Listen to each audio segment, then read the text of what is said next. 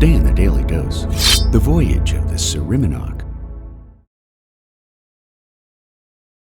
In the mid-1980s, writer and sailor Bob Hobman and artist Chico Hansen traveled to the southern Philippines to study ancient boat-building techniques gleaned from 3rd to 7th century archaeological findings from both Malaysia and the Philippines. Their ultimate goal was to build a vessel that could prove that the ancestors of Madagascar, who originally came from Indonesia 2,500 years ago, did so not in short coastal stages, as scholars maintained, but rather in epic voyages that sailed directly across the open waters of the Indian Ocean.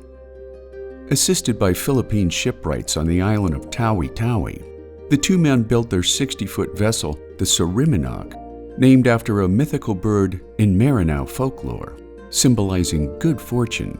Yet on their shakedown cruise to Bali with 2 other crew members, Chico lapsed into a hepatitis-induced coma, passing away before Hobman could make landfall and medical assistance.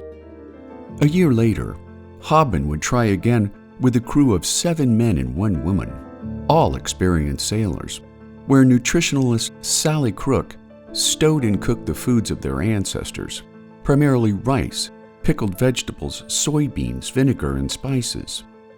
Departing Indonesia in 1986, in a vessel that could barely tack across the wind or sail to windward, navigator Bill McGrath employed ancient navigation techniques such as celestial, dead reckoning, deepwater phosphorescence, wind and current drift, checked periodically and in secret by other crew members who kept a sextant aboard as verification of McGrath's accuracy.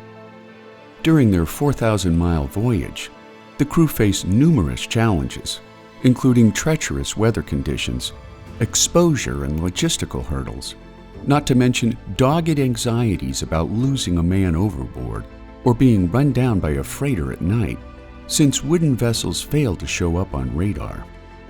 Sarimanok's luck turned ever more dangerous when crew member Colin Putt fell ill with either malaria or hepatitis.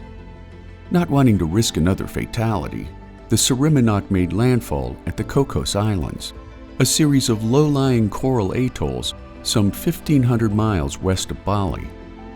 Once Putt was delivered ashore for medical attention, the Sarimanok continued her westward voyage, battling high seas, wet food supplies, and mounting fears that the Sarimanok would break apart before reaching landfall. Their fears would be realized some 600 miles east of Madagascar, when Sarimanok's starboard outrigger broke away, followed by a dangerous separation of their rudder post. Working each problem as a team, the experienced crew of 7 successfully made landfall in Madagascar 65 days after leaving Indonesia, making the voyage of the Sarimanok a bold affirmation of the maritime capabilities of ancient man.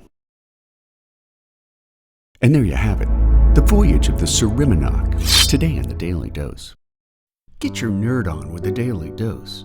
And if you enjoyed today's episode, share the link with a friend or colleague so that they too can learn something new every day.